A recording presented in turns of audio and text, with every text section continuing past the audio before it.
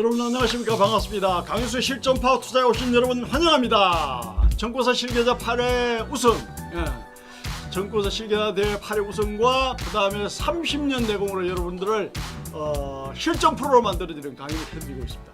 자, 오늘은 여러분들이 이 시황을 보면서 배팅의 완급 조절을 어떻게 해야 되는지 거기에 대해서 설명을 산박하게 해드립니다.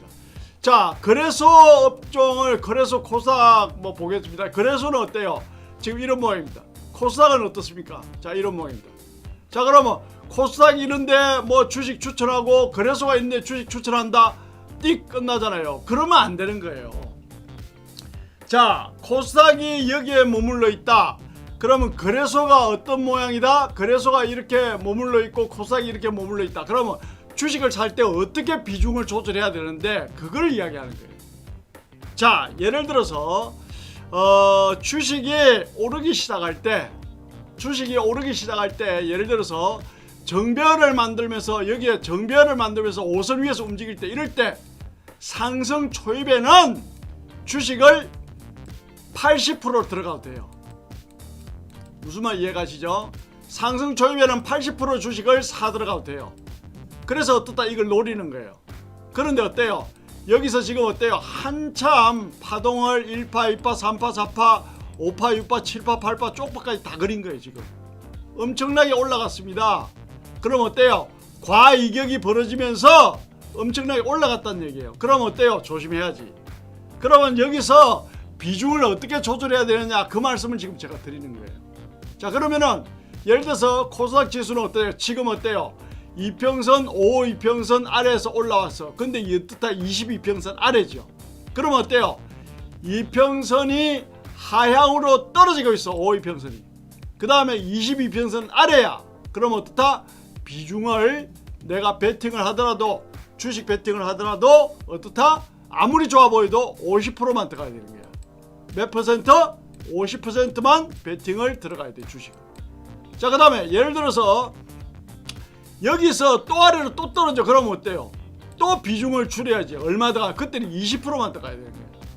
이해가십니까? 그래서 제가 지난 영상 보면은 다 올라가 있습니다.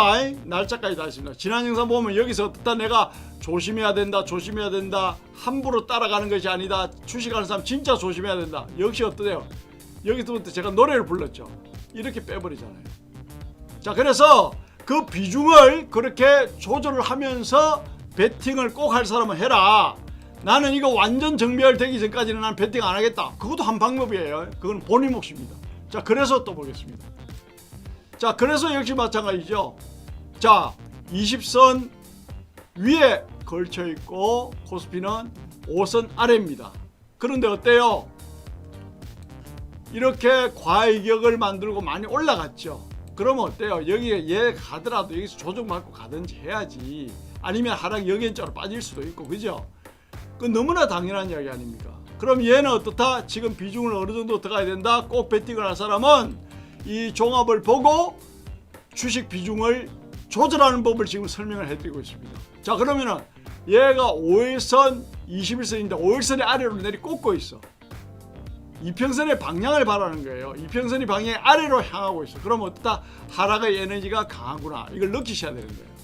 자, 그러면 어떻다? 내가 코스피를 베팅 들어간다. 그럼 몇 퍼센트를 들어가야 된다? 어떻다? 60%를 들어갈 수가 있어요.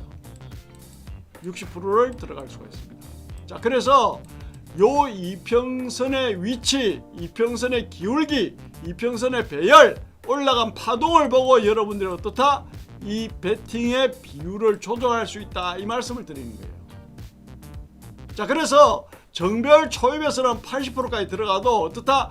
이런 데서는 조심을 해야 되고, 또 정배열 초입에서 80% 이상 들어간 사람이 여기까지 견뎠어. 그러면 어떻다? 여기서는 5일선 무너지면 바로 팔고 나와야 되는 거예요. 전량다. 그러니까 이 종합주가지수 차트를 보고 코스닥 지수 차트를 보고 어떻다? 내가 비중을 조절할 수 있어야 되는 거예요. 아, 이게 많이 올라가네, 아, 이게 음봉 떨어지네, 이게 중요한 게 아닙니다. 오늘 양봉이네, 올라가네, 오늘 음봉이네, 떨어지네, 그게 중요한 게 아닙니다, 여러분. 종합주가지수를 보는 목적은 내가 주식을 베팅을 하는데 얼마나 들어가야 될지 비중을 조절하기 위해서 본다라는 의미로 말씀을 드리는 거예요. 이런 이야기는 누구도 잘 안 하죠. 이런 걸 아셔야 되는 거예요. 내가 그래서 코스피 종합주가지수를 보는 이유는, 내가 코스닥 종합주가지수를 보는 이유는 코스닥 주식 베팅할 때 몇 퍼센트 들어갈 것이냐, 그래서는 코스피 주식 들어갈 때 몇 퍼센트를 들어갈 거냐, 비중을 조절하기 위해서 이 차트를 보는 것이다. 즐기기 위해서 차트를 보는 것이 아니고, 이해가십니까? 그렇게 하셔야 되는 거예요. 어차피 코스닥이나 코스피 지수를 분석하는 분들은 주식을 베팅하기 위해서 보는 거잖아요. 그죠? 그렇게 되는 것이죠. 그래서 여러분들이 여기서 뭘 보시면은 답을 얻을 수 있다? 간단합니다. 정배열이냐 역배열이냐 보고, 그 다음에 어떻다? 이평선과 캔들의 거리가 멀느냐 가까우냐, 이 이격을 보셔야 됩니다. 그 다음에 파동의 개수도 헤어봐야 되는 거예요. 그 다음에 어떻다? 이 캔들이 현재 5일선 밑에 있느냐, 20일선 밑에 있느냐, 60일선 밑에, 120일선 밑에 있느냐를 보고, 아니면 그 120 위에, 60 위에, 20 위에, 5일선 위에 있는지를 보고, 그 다음에 이평선의 방향이 아래로 내려가는 우하향인지, 이평선의 방향이 위로 가는 우상향인지, 그것까지 다 분석을 하셔야 돼요.